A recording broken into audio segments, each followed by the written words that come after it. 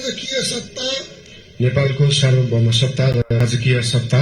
नेपाली जनतामा निहित रहेको नेपाली जनतामा निहित रहेको नेपालको संविधान प्रति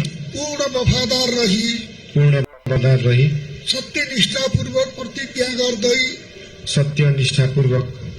गर्दै ईश्वर, देश र जनताको नाममा शपथ लिन्छु कि प्रधानमन्त्री पदको जिम्मेवारी प्रचलित कानूनको पालना गरी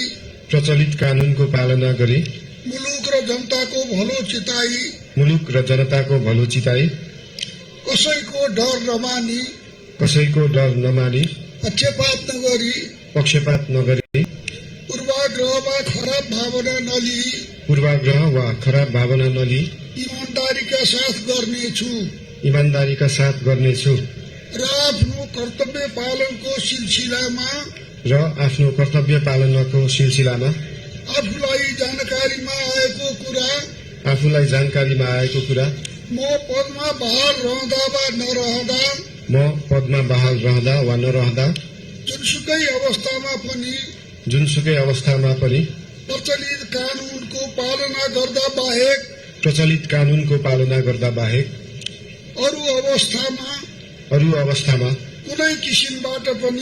कुनै किसिमबाट पनि प्रकटमा संकेत गर्ने छैन।